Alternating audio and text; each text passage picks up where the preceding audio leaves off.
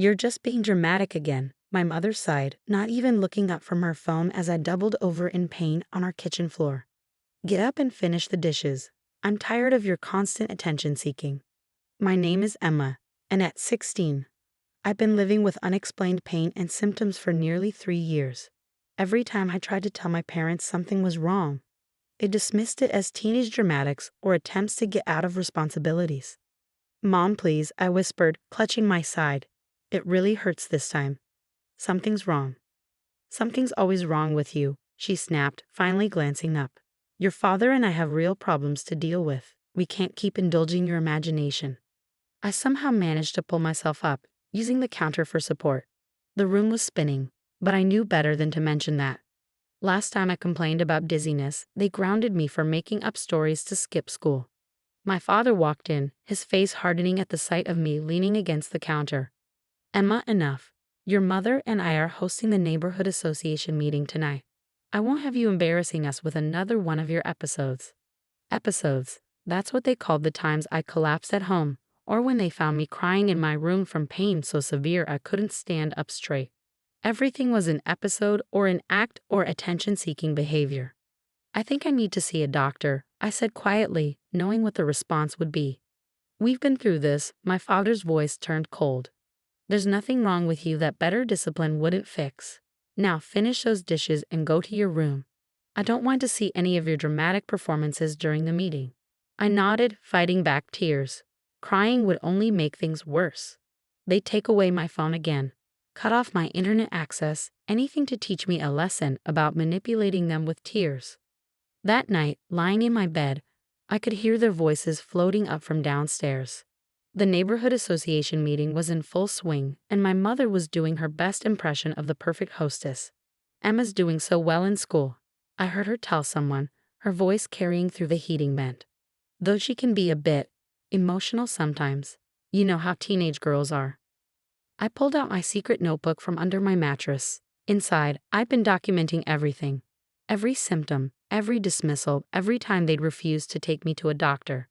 The pages were filled with dates, times, and descriptions of pain so severe it made me see spots. My phone buzzed softly, a text from Ms. Martinez, my school counselor. She was the only one who seemed to believe something was really wrong. How are you feeling?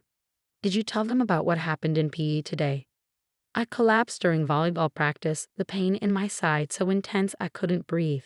The coach had wanted to call an ambulance, but I begged her not to. My parents would never forgive me for making a scene at school. They didn't believe me, I texted back. Said I'm being dramatic again. Emma, this has gone on long enough, she replied. I have a friend who's a pediatrician. She can see you tomorrow during your free period. I'll pick you up myself. My hands shook as I read her message. A real doctor, someone who might actually listen. They'll never allow it, I wrote back. They don't need to know. You're 16. In our state, you can seek medical care without parental consent if a school official accompanies you. I've already checked. I stared at her message, hope and fear battling in my chest. If my parents found out. Another wave of pain hit, so sharp it made me gasp. Through the vent, I could hear my mother laughing at someone's joke, playing her role of the perfect parent in her perfect house with her perfect family. Okay, I texted Ms. Martinez, tomorrow. As I lay there, clutching my notebook and trying to breathe through the pain, I had no idea that tomorrow would change everything. That one doctor's appointment would expose years of medical neglect and tear down my parents' carefully constructed facade. I just knew that for the first time in 3 years, someone was finally going to listen. The next day, Ms. Martinez's blue Honda pulled up 2 blocks from my house, exactly as planned. I told my parents I had early morning study group. Another lie to add to my notebook, but this one felt different. This one might actually save me. You're very pale, she said as I slid into the passenger seat. How bad is the pain today? 7 out of 10, I replied, using the scale I'd read about online. But I'm used to it. Her hands tightened on the steering wheel. You shouldn't have to be used to it, Emma. Dr. Sarah Chen's office was nothing like I'd imagined. Instead of the cold, clinical environment I'd expected, her private practice was warm and welcoming. Soft music played in the background, and the walls were painted in calming blues and greens. Emma, Dr. Chen said, extending her hand. She was younger than I expected, with kind eyes and a gentle smile. Maria told me a little about your situation. Why don't you tell me what's been going on? For a moment, I froze. Years of being dismissed and ridiculed had made it hard to trust, hard to believe anyone would actually listen. But something in her expression made me pull out my notebook. I've been keeping track, I said softly, handing it to her. Every symptom, every time it gets bad. The dates, the pain levels, everything. Dr. Chen's expression changed as she flipped through the pages. The gentle smile faded, replaced by a focused intensity that made me nervous. You've been experiencing these symptoms for 3 years, she asked, looking up sharply. I nodded. And no one has examined you? Run any tests? My parents, I swallowed hard. They say I'm making it up. For attention. She set the notebook down carefully, too carefully, like she was controlling her reaction. Emma, I need to examine you. Some of these symptoms are very concerning. The examination was thorough. Dr. Chen listened to my heart, pressed carefully along my abdomen, and asked questions no one had ever bothered to ask before. When she touched my right side, I couldn't hold back a gasp of pain. I'm ordering blood work and an ultrasound, she said, right now. But my parents are not here, she finished firmly, and based on what I'm seeing, that's probably for the best. The next 2 hours passed in a blur of tests, needles, and imaging machines. Ms. Martinez stayed with me, holding my hand during the blood draws, bringing me water when I felt dizzy. Finally, Dr. Chen called us back to her office. Her face was serious as she pulled up my test results on her computer. Emma, she said quietly, you have a severe gallbladder condition that's been left untreated for far too long. The inflammation is extensive, and there are multiple large gallstones. This should have been caught and treated years ago. I felt tears sliding down my cheeks, not from fear or pain, but from relief. I wasn't crazy. I wasn't making it up. Something was actually wrong. Without immediate treatment, this could become life-threatening, Dr. Chen continued. You need surgery, and you need it soon. My parents want. Your parents are no longer in charge of this situation. She cut me off, her voice firm. I'm making a report to Child Protective Services. Medical neglect is a form of abuse, Emma. What they've done, or rather failed to do, is criminal. The word abuse hit me like a physical blow. I'd never thought of it that way. Hadn't allowed myself to think of it that way. They'll be so angry, I whispered. Let them be, Ms. Martinez said, squeezing my hand. You're not facing this alone anymore.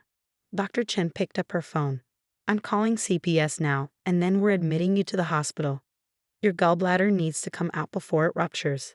As she dialed, I sat there feeling strangely light, despite the fear and uncertainty swirling in my chest.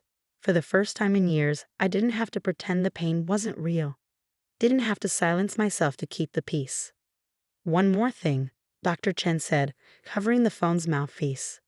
Those detailed notes you kept, they're going to be crucial evidence. You weren't just documenting your symptoms, Emma.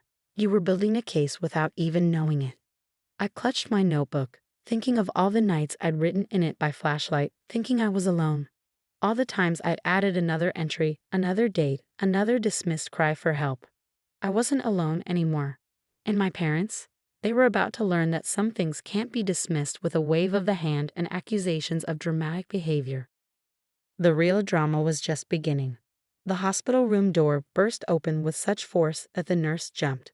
My mother stormed in, my father right behind her, both their faces twisted with a fury I'd never seen before. What is the meaning of this? My mother hissed, waving a paper, probably the CPS notification. How dare you go behind our backs and create this ridiculous situation? Before I could respond, Dr. Chen stepped between them and my hospital bed. Mr. and Mrs. Walker, I'm Dr. Chen. I've admitted Emma for emergency gallbladder surgery due to severe inflammation and multiple gallstones, a condition that, according to her medical records, has gone untreated for years. This is absurd, my father sputtered. She's just seeking attention, like always. We're taking her home right now. No, you're not, a new voice said.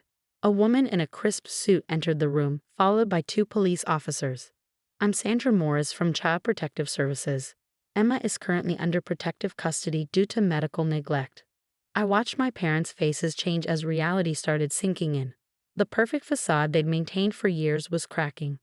"We've done nothing wrong," my mother insisted, but her voice wavered. "She's always making up stories." "Stories don't create gallstones," Dr. Chin interrupted, pulling up my ultrasound on a tablet. "Stories don't cause dangerously elevated liver enzymes. Your daughter has been in significant pain for years while you dismissed her symptoms." As a mandated reporter, I had no choice but to contact authorities. The CPS worker opened a folder. "We have Emma's journal documenting 3 years of complaints and dismissed symptoms. We have witness statements from school staff about multiple episodes of collapse. And now we have medical proof of a condition that could have become fatal if left untreated any longer." My father's face had gone from red to pale. We didn't know." "You chose not to know." Ms. Martinez spoke up from where she sat beside my bed. "Emma begged for medical attention repeatedly. You chose to ignore her." The police officers stepped forward. "Mr. and Mrs. Walker, we need you to come with us to answer some questions." "But we're her parents," my mother protested. "We have rights. And Emma has the right to proper medical care," Sandra replied firmly. "Rights you've denied her for years. Please go with the officers, or they will be forced to escort you out." As they were led away, my mother turned back one last time. "Emma, how could you do this to us? To our family?" For the first time in years, I didn't shrink under her accusation. "How could you ignore my pain for so long?" I asked quietly. What kind of parents do that to their child? After they left, the room fell silent except for the steady beep of my heart monitor. Dr. Chen checked my IV, then sat on the edge of my bed. "The surgery is scheduled for tomorrow morning," she said gently. "You're going to feel so much better afterward. No more constant pain." "What happens after?" I asked, looking at Sandra. "With my parents?" "There will be an investigation," she explained. "Given the evidence, they'll likely face charges for medical neglect. You'll be placed with a temporary guardian. Your Aunt Claire has already agreed to take you in."